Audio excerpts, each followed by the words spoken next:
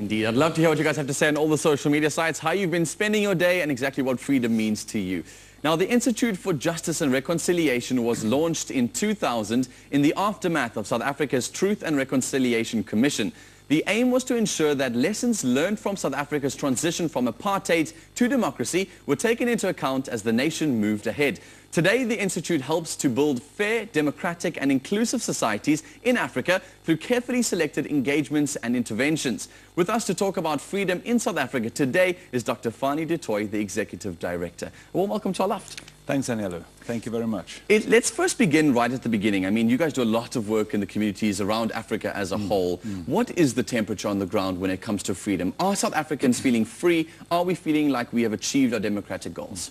I'd say two things. I think, first of all, in South Africa, one of the most amazing things that we see on the ground is that remarkably, 20 years on, the vast majority of South Africans, black and white, are saying we are for a united South Africa, which means race groups live together. But they're saying that race relations have either stayed the same or have deteriorated over the last a while. And that's worrying. So the idea that we must live together is alive and well, but they're saying we're not achieving that. Okay. So what exactly then does freedom mean? When we say like, oh, we want to be free as a society, what does that exactly mean? I think there's as many definitions as there are people in South Africa about freedom. But freedom means, first of all, the power to do something about your life. Okay. And that power you've got to take yourself. It's not something that somebody can give you. Freedom is something you claim.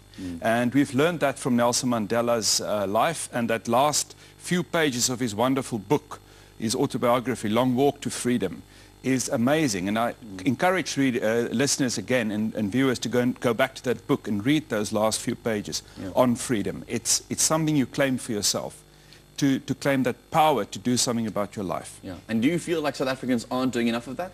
I don't think so, and I think often also we don't enable South Africans to know that they've got freedom. We have big power in our hands in terms of the political freedom, to be able to elect our representatives, and importantly, not just elect them, but kick them out if we don't agree with them, and between elections, hold them accountable for the redistribution of resources. We have institutions that should police the flow of money in this country, and we need to make sure that the flow of money from the haves to the have-nots is effective, that it really makes an impact.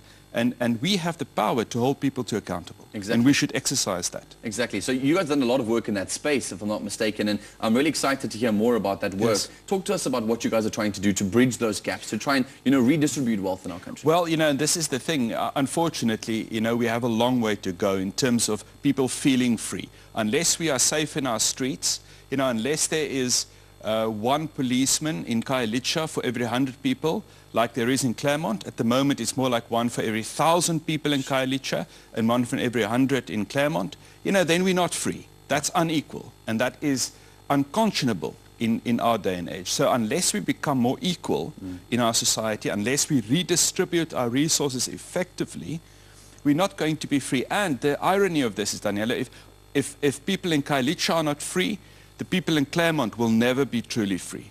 Explain that slightly, unpack that I think for us. We're interdependent, and I think, yes, people in Claremont are far better off, and I'm using Claremont merely as an example, than the people in Khayelitsha, and that is not acceptable. Yeah.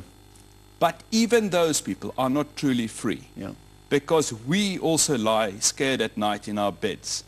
We are not free to walk our streets. We're not morally free as people to live our lives if people down the road from us are suffering like they do.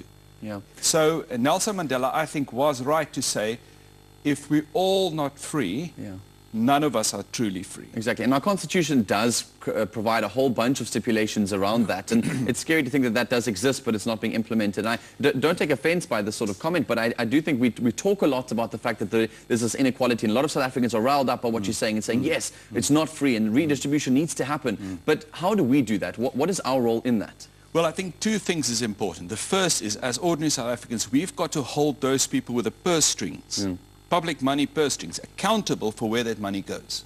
Because we're not a poor country. We pay a lot of tax. There is a lot of money in the system, and that money needs to go to the people who need it most. and we need to keep people accountable for that. That's number one. Okay, but how does that happen practically? How does that happen on the ground? Practically, it happens that we monitor, that as ordinary citizens, we know what our local governments are doing, what their budgets are, where that money is going. We also, I think, and this is the bit that's extraordinary, not ordinary, is we need to talk very long and hard about what we as the private sector is doing in this country, and to what degree we're really thinking long-term, beyond our bottom line for the next year. Because after all, you know, if our clients are not well in this country, if they're not well, then our business will suffer. Yeah. So I still think one of the things, Daniela, is we have an unfinished national conversation about reconciliation.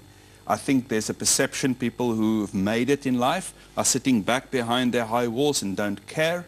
Well, how do we change that? Exactly. We need to have leaders that can change that conversation for us. It's and exciting bring about South our Africans elections coming up soon to be able to do that. But are there any positive stories that you've seen in the process? Are we making tracks towards some types I of think freedom? there's a lot of positive. I think there's a lot of positive.